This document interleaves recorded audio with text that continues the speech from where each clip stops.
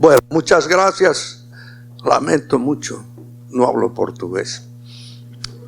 Pero tampoco ustedes hablan español. Entonces vamos a entendernos en portuñol. ¿Está bien? Bueno, muchísimas gracias.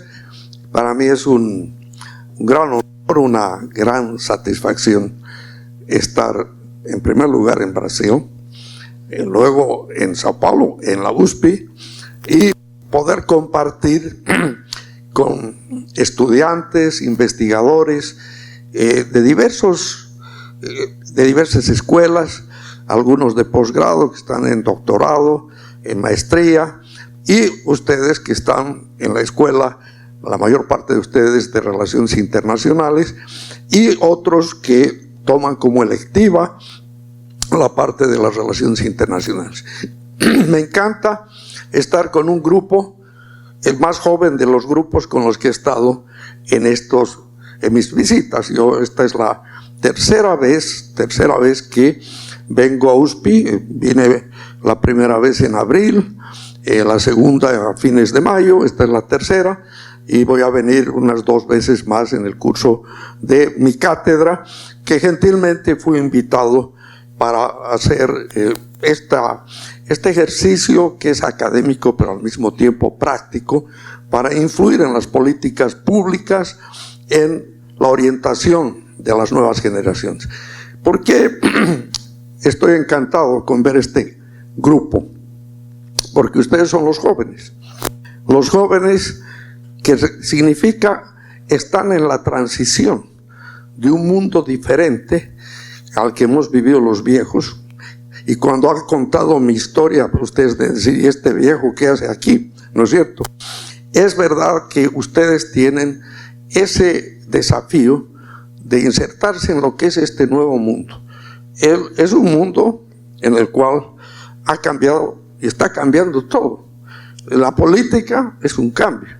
Simplemente miren, para citar algunos ejemplos, fíjense que los que están en relaciones internacionales saben muy bien que después de la Segunda Guerra Mundial, Estados Unidos tenía un liderazgo muy fuerte y se organizó una institucionalidad a nivel mundial que fue la creación de instituciones muy importantes como el Banco Mundial, el Fondo Monetario. Se dio pie a la Organización Mundial del Comercio, se habló de todas esas cosas. Bueno, resulta que ahora estamos en una contradicción. Estados Unidos con el presidente Trump, que fueron los que originaron esta arquitectura de carácter institucional a nivel global, están yendo por un camino de proteccionismo, de crítica de las instituciones tradicionales, y desde luego el no acompañar algunos acuerdos internacionales tan importantes como los acuerdos del medio ambiente y todas las metas del milenio que salieron en París. Bueno, pero vamos al otro lado. Lo tenemos al presidente de la China, que hace 40 años, una economía cerrada, un régimen muy riguroso con el Partido Comunista, y hoy día resulta que está en una situación de progreso, y su discurso es más bien muy de apertura.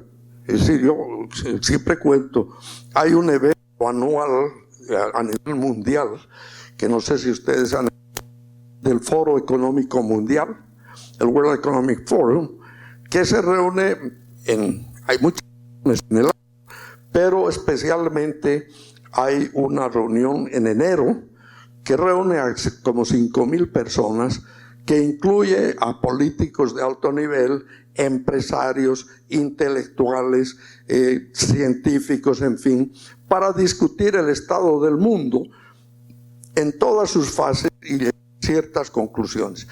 Bueno, resulta que en enero de 3 años, cuando era el momento en que el presidente Trump de los Estados Unidos se posesionó como presidente, estaba en Davos la figura central ese año era el presidente de la China.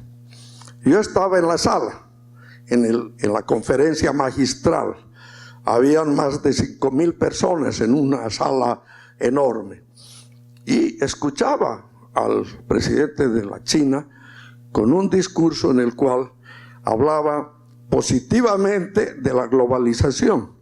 Hablaba de la importancia de la tecnología y del comercio. Y yo decía, no, pero esto no puede ser.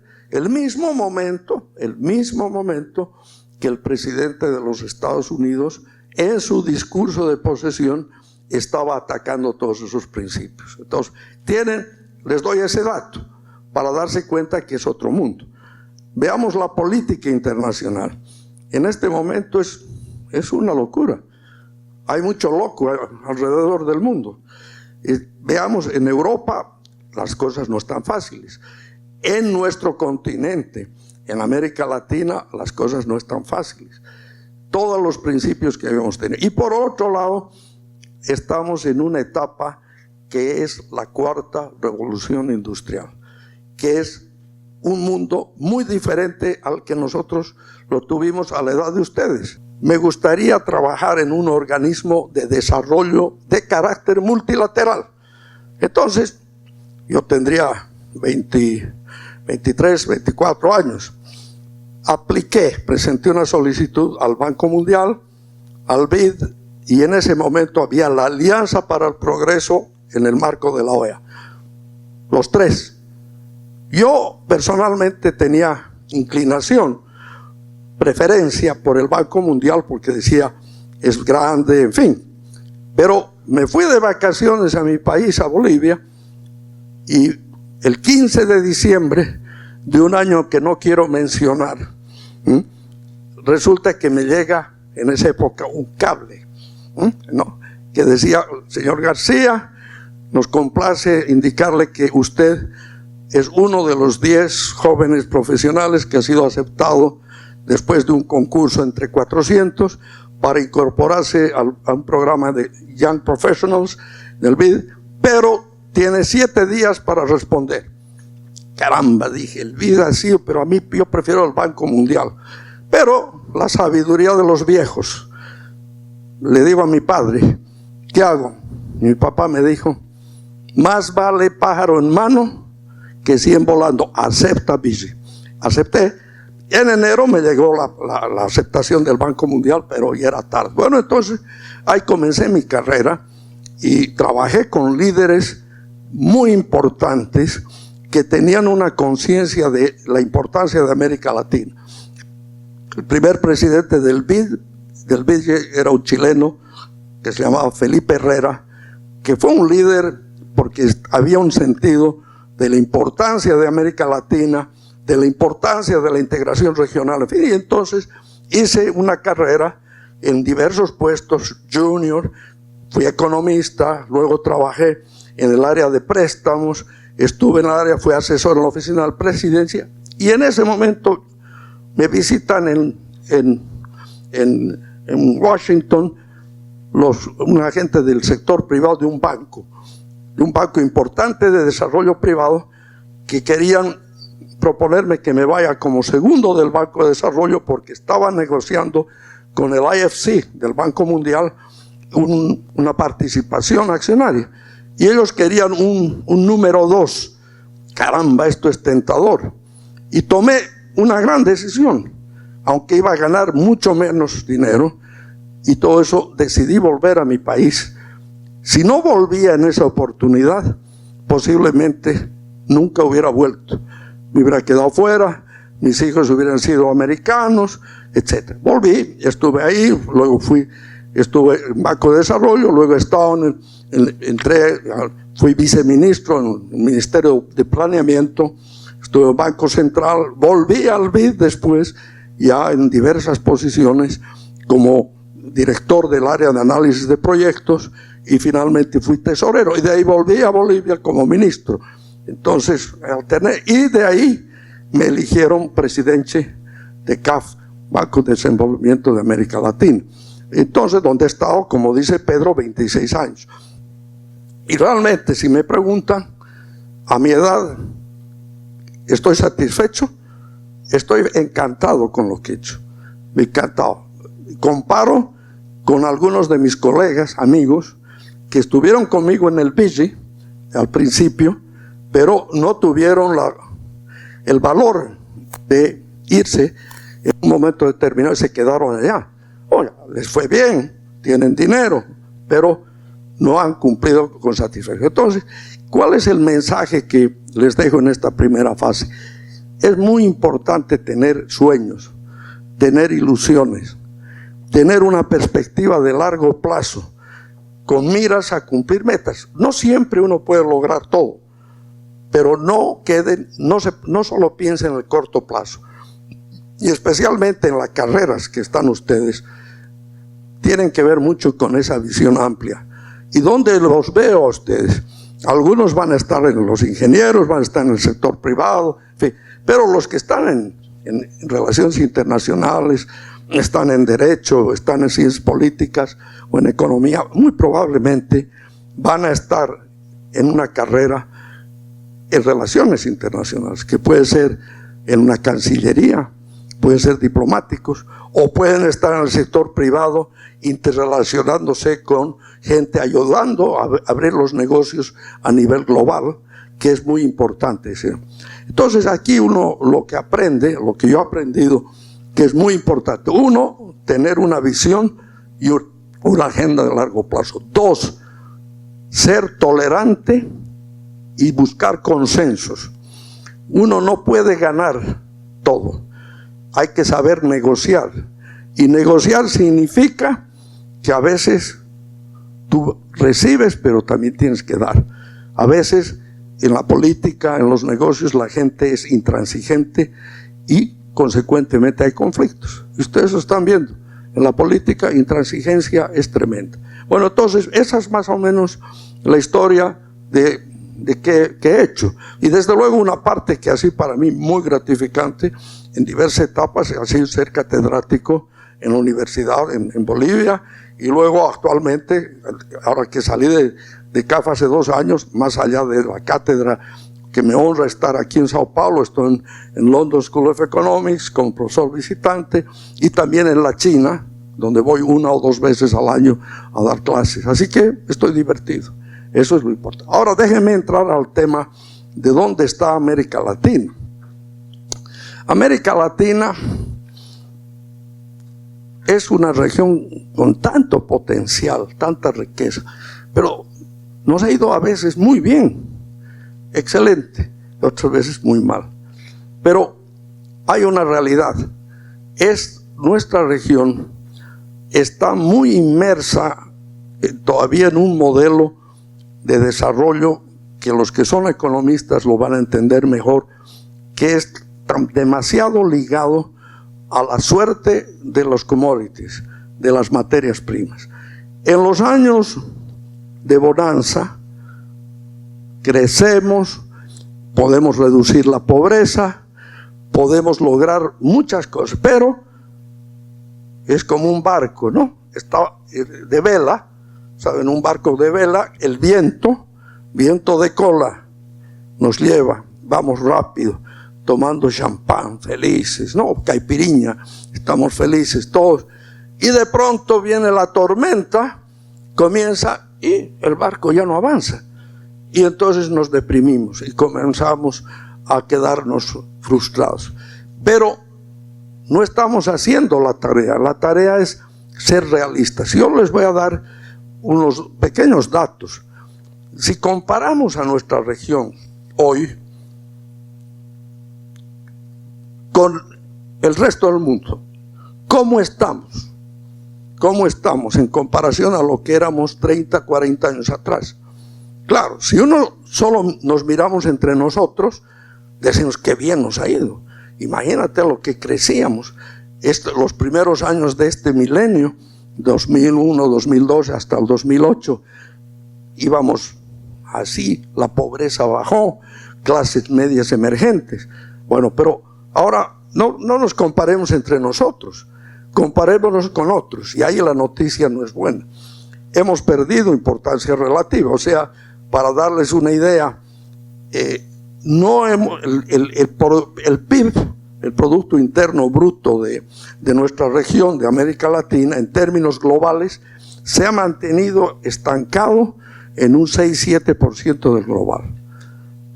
Eso comparemos con las regiones más prósperas.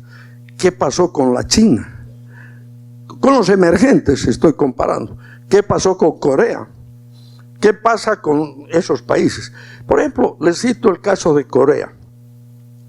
Corea en el año 1960, 62, 63, era un país que tenía un ingreso per cápita inferior a los $200. Dependía para su subsistencia y su avance de la ayuda de los Estados Unidos, USAID, ese tipo de cosas. Bueno, resulta que ahora es una de las 20 economías más importantes del mundo, con un ingreso per cápita superior a los $35,000. Bueno, ¿qué han hecho estos niños? Bueno, han hecho lo que hay que hacer. Primero, han tenido una agenda de largo plazo. Segundo, han puesto énfasis en temas críticos para el desarrollo. Educación, educación, educación. Infraestructura, instituciones, que ha formado al recurso humano que le ha permitido hacer esas transformaciones. Ahora, ¿dónde estamos en América Latina en términos comparativos en algunos elementos que son claves? Por ejemplo, los índices de productividad y competitividad. En el Foro Económico Mundial tienen un índice que es el índice de competitividad a nivel mundial, donde comparan los países con una serie de indicadores. Hace un año han hecho un avance en el índice, que hoy día no solamente es de carácter puramente económico, sino que incluye factores que voy a mencionar. Hay 12 pilares para ese índice. El primer pilar es estabilidad macroeconómica. Segundo pilar es instituciones. Tercer pilar es infraestructura. Y cuarto pilar es la capacidad de Internet y de tecnologías de comunicación. Primer grupo. Segundo grupo, hay dos que son más de recursos humanos. Uno es salud. El segundo es habilidades, skills en inglés, que no es meramente educación, sino son habilidades para responder a los desafíos que tiene la nueva tendencia del mundo. Luego vienen temas que son más de mercado, tamaño del mercado. Brasil, por ejemplo, tiene un gran mercado, su tamaño, pero no basta el mercado interno del país, el mercado al que uno tiene acceso. Puede ser un país pequeño, pero que tiene una serie de integraciones globales en su producción, en su comercio, en su financiamiento, que su mercado es ampliado. Luego está cómo funciona el mercado de bienes y servicios, qué distorsiones tiene, cómo funciona. El otro mercado, es otro pilar, es el mercado laboral. Cómo se determinan los salarios, cómo afectan el tema de la eficiencia, pero también el tema de la equidad. Y está el funcionamiento de los sistemas financieros como un instrumento para la canalización de recursos. Y por último están dos temas: el dinamismo que tienen los actores económicos de una sociedad, de un país, puedan ser públicos o pueden ser privados, y desde luego la capacidad de innovación y de adaptación tecnológica. Entonces, vamos a esos índices, que son fundamentales para lo que yo considero una meta fundamental de los países en desarrollo y principalmente de América Latina: lograr un modelo que permita un crecimiento alto, un crecimiento estable, un crecimiento eficiente, un crecimiento inclusivo y equitativo, y un crecimiento que sea compatible con el medio ambiente. Entonces, en ese sentido, la productividad es un pilar fundamental. Ahora, ¿dónde estamos en América Latina? En ese índice. De 147 países en el mundo, en ese índice, América Latina en promedio está en la posición 70 y tantos, 73, 74. Muy bien. ¿Cuál es el país de América? El de mayor, índice mayor en el mundo es Estados Unidos, y le siguen Suiza, Singapur, para citar algunos. ¿Cuál es el que tiene el índice más favorable en América Latina? Es Chile.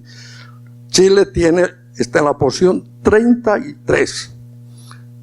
¿Cuántos países hay debajo de la posición 60? Solo hay 4. Chile, México, que está más o menos en la posición 50, Costa Rica y Panamá. ¿Dónde está Brasil? Posición 73. ¿Dónde está Argentina? Posición 80 y tantos. No quiero decir dónde está mi país ni alguno de los otros. Prefiero mantener reservas sobre el tema. No. Bueno, entonces, ¿eso qué nos indica? Que tenemos que hacer un esfuerzo enorme. Entonces, cuando ustedes analizan los problemas del desarrollo, la clave está, y el curso este año en la cátedra que estoy llevando adelante, el tema de mi cátedra es la urgencia para América Latina de tener una agenda o una estrategia de desarrollo de largo plazo, que sea holística, que sea integral. Y en eso, hagan de cuenta que estamos hablando de unos círculos, ¿no? Hay 4 círculos fundamentales que hay que verlos interconectados. El primero, la primera E, estabilidad macroeconómica. ¿Qué quiere decir eso? Bueno, lo que se habla normalmente de los estados, la situación fiscal, la balanza de pagos, la inflación, la deuda externa, así.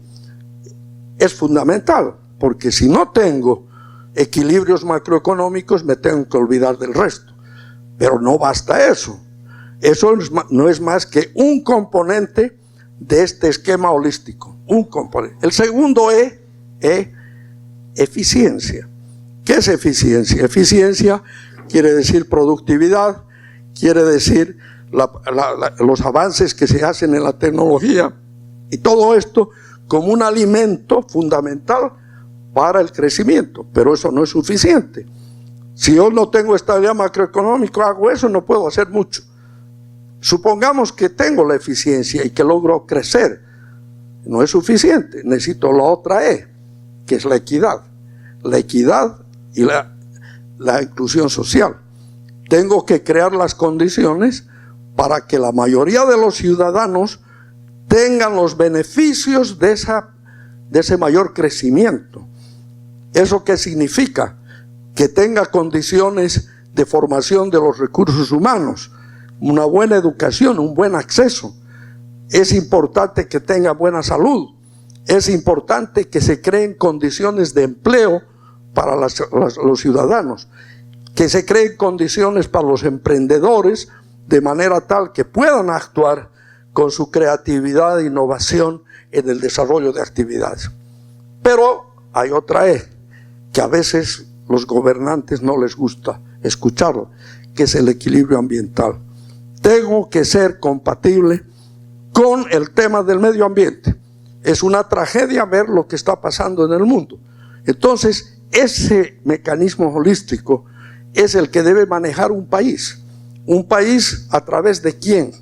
A través, en primer lugar, del gobierno nacional, federal, como se llama aquí, ¿sí?, que debe dar orientaciones estratégicas para compatibilizar las prioridades que debe existir entre los diversos sectores, en infraestructura, sectores productivos, en sectores sociales, y al mismo tiempo tomar una definición de los roles que tiene el sector público, gobierno, Estado, municipalidades, y cuál es el rol del sector privado.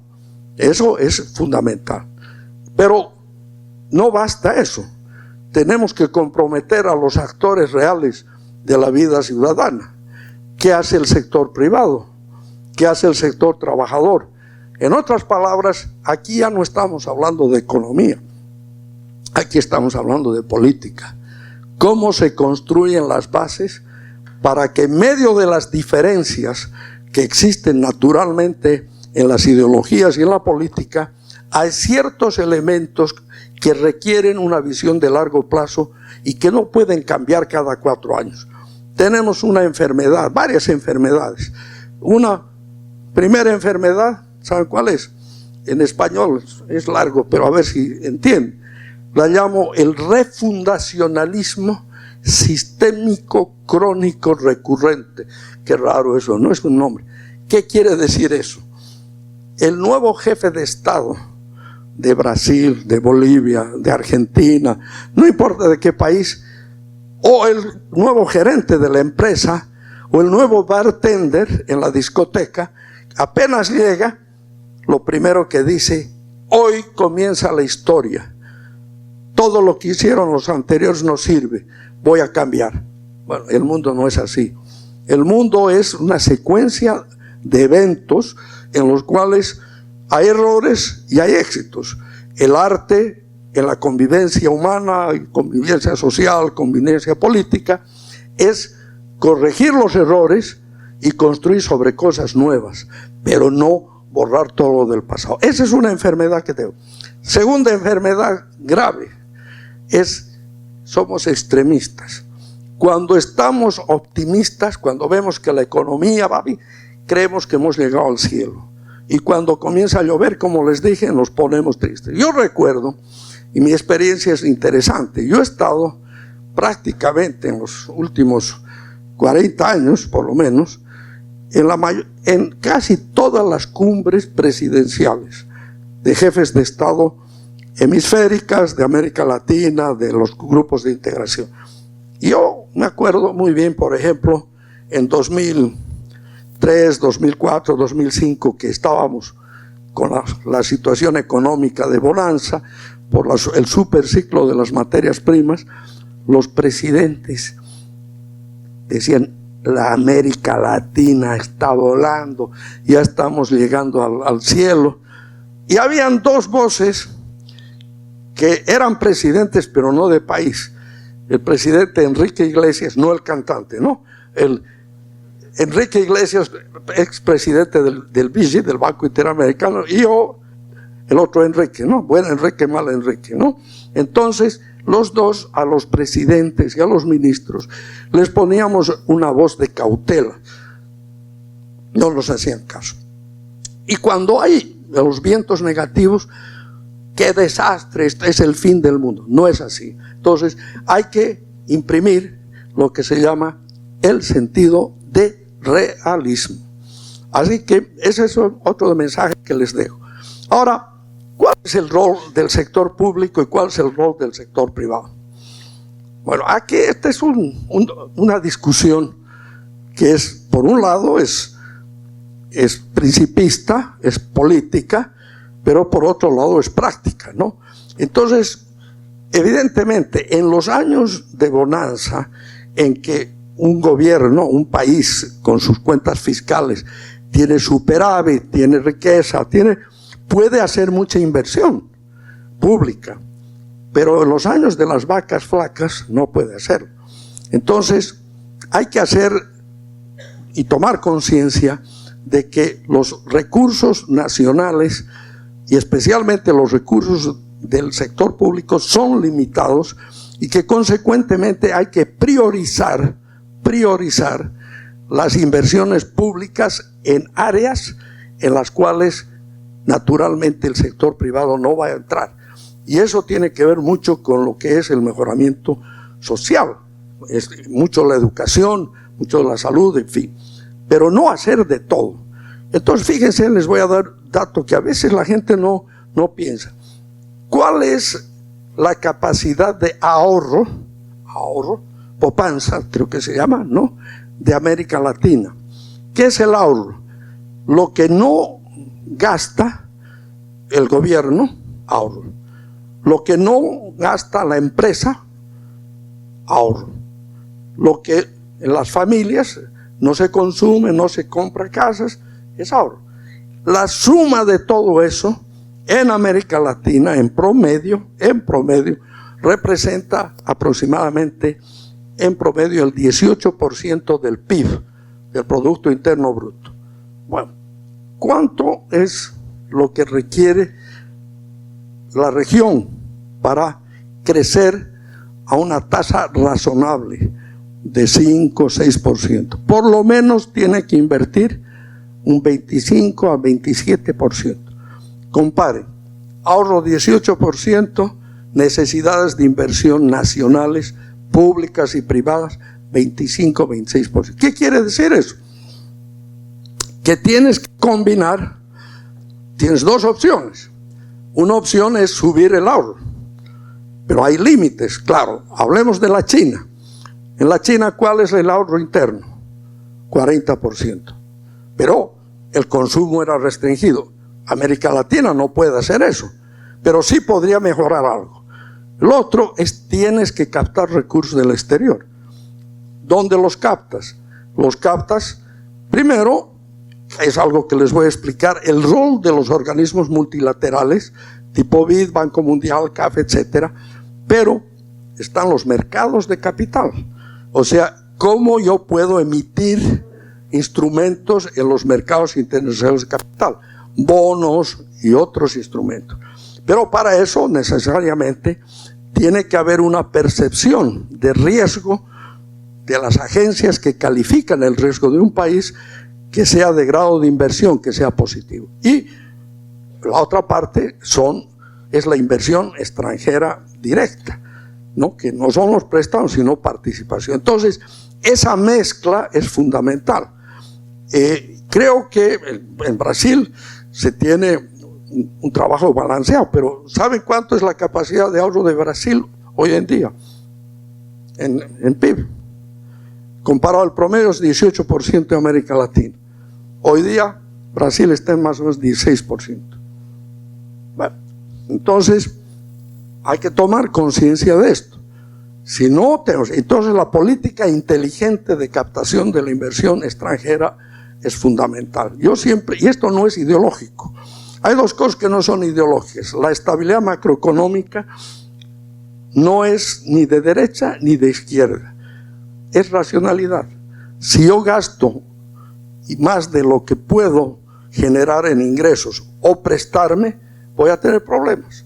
Y esto puede ser gobierno de derecha, puede ser gobierno de izquierda, no importa. Puede ser militar, civil, eclesiástico, no importa. Ahora, la otra realidad es que la inversión extranjera hay que verla como algo no dogmático. Y uso un ejemplo fundamental: la China. En la época más dura del Partido Comunista en la China, época de Mao, posterior a Mao, ¿qué hizo la China? No sé, ¿hay alguien de la China aquí? Nadie de la China, ni uno chinito. Bueno, ¿qué hizo la China? Hizo una política de atraer inversión extranjera de alta tecnología, de Estados Unidos, de Alemania, de Europa, de todos lados. ¿Y por qué lo hizo? No era por los recursos financieros, porque al contrario, la China tiene excedentes absolutamente enormes que no necesita prestarse. ¿Por qué lo hizo? Por los otros componentes que son tecnología, mercados, técnicas de gerencia, y eso hizo. Y miren lo que ha sucedido. Hoy día, ¿por qué hay la guerra entre el señor Trompeta y el presidente de la China? ¿Por qué? Mr. Trump, no, Trompeta. es precisamente porque la China ha hecho avances tecnológicos de una magnitud muy grande y hoy día tiene la economía en PIB más grande que Estados Unidos. No en ingreso per cápita, no en competitividad, pero tiene esa dimensión. Entonces el mensaje que yo le he dado permanentemente a los jefes de Estado, voy a usar un ejemplo para no hablar de otros países, mi país. El presidente de mi país, Evo Morales, que es más un gobierno más popular, digamos, ha hecho cosas interesantes. En la primera cuestión de no dogmatismo, ha seguido en la macroeconomía políticas conservadoras, en materia que sería como casi la misma política que hace un ortodoxo o un neoliberal. Bueno, eso le ha permitido tener baja inflación, un buen manejo y que la economía de Bolivia está creciendo encima del 4% en medio de la situación de América Latina con un crecimiento muy bajo. Es eso. Pero él era muy poco amigable a la inversión extranjera. Entonces yo precisamente a él le dije, mira, ¿cómo es? Usé el ejemplo de la China, porque es un ejemplo muy importante. Entonces, el pragmatismo es algo clave en estos procesos, donde evidentemente hay que saber actuar y hay que buscar. Entonces, lo principal es que nuestra región tiene que dar un salto del modelo tradicional tan concentrado en las materias primas a un modelo más diversificado. Pero no quiere decir que debemos dejar a un lado nuestra riqueza. Si Dios bendito nos ha dado agricultura, nos ha dado gas, nos ha dado petróleo, nos da minerales, no quiere decir que nos olvidemos de eso, pero hagámoslo dándole mayor valor añadido, con tecnología, con innovación y lo más importante, preservando el tema del medio ambiente. Déjenme ahora darles unos comentarios sobre un tema que es fundamental para la región, que es el de la integración regional. Yo he vivido a través de los años todas las peripecias de la integración. En los años 60 hubo un gran entusiasmo en América Latina.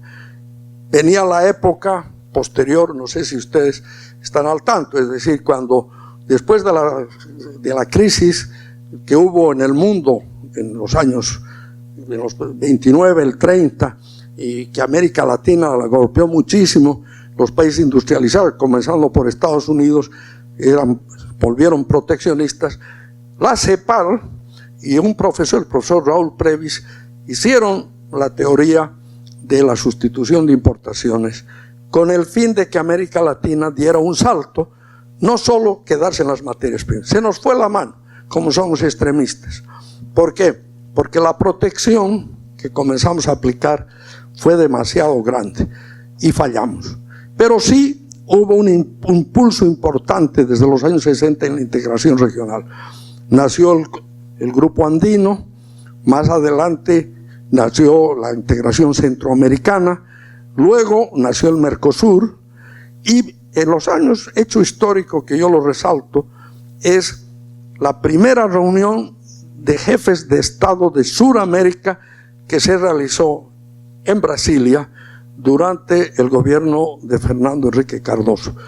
Y en ese momento se estaba buscando la convergencia de los dos esquemas que funcionaban bien en esa época, que eran el Mercosur más nuevo y la Comunidad Andina. Y se creó un programa muy importante de infraestructura que se llama el IRSA.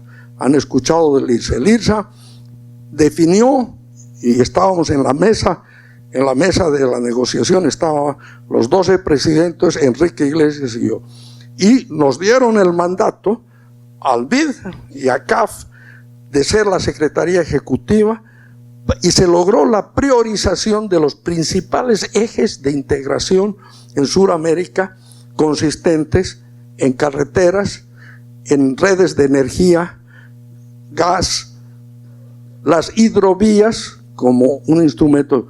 Y había una priorización muy buena. Pero, como todo, después por razones políticas, eso cayó. Y hoy día es la peor crisis de la integración. Entonces, ¿cuál es el mensaje? Es por eso que yo digo, es un momento de reflexión.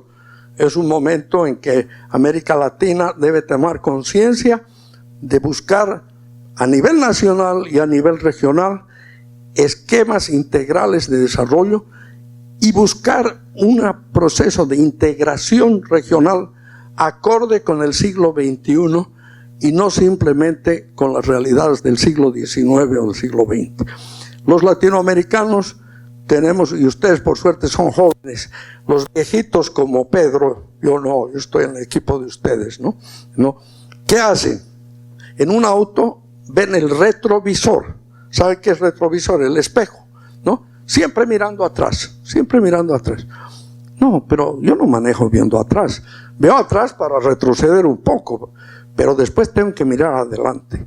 Entonces ustedes son la generación que siempre debe pensar adelante, que siempre debe pensar en que hay que compararse con otros. La generación en que no solamente la técnica, sino los principios son muy importantes.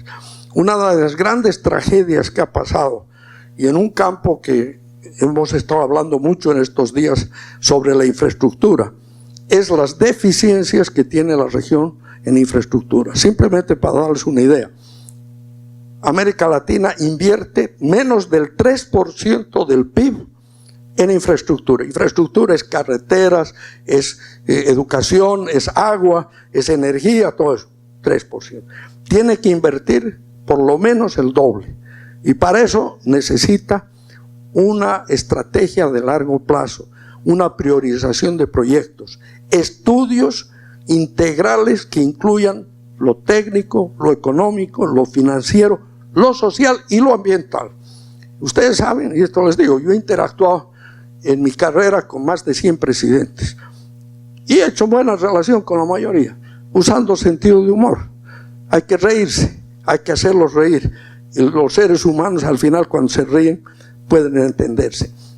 Pero los presidentes, cuando venían al BID, cuando estaban en el BID o el CAF, y querían un proyecto rápido, porque estaban pensando en la elección siguiente, quieren inaugurar la obra con la bandera y todo el mundo, próxima elección, y los otros decían, pero presidente, ¿y dónde están sus estudios? Bueno, tenemos unos estudios técnicos, los buenos amigos ingenieros, pero ¿dónde está el estudio económico? ¿Dónde está el financiero? ¿Dónde está el estudio ambiental? No tenemos. Entonces ahí les venía rabia y decía, no, estos burócratas, vamos a hacer las cosas por otra vía, vamos a hacer no hay licitación internacional, no hay concurso, hay asignación directa a una empresa constructora. Bueno, ahí está el resultado. La única integración que ha funcionado en América Latina, ¿saben cuál es? La que se origina en el Lavallato, la de Odebrecht, porque ahí sí se han coordinado. Entonces, esos principios de honestidad, de visión, de compromiso, son los que ustedes deben tener. Así que quedo aquí dándoles un mensaje positivo y me alegra ver a jóvenes. Quisiera reencarnarme y volver a estar sentado donde están ustedes, pero lamentablemente ya no es posible, ¿no? Así que quedo a las órdenes si tienen dudas, preguntas, críticas, lo que sea. Muchas gracias, ¿eh?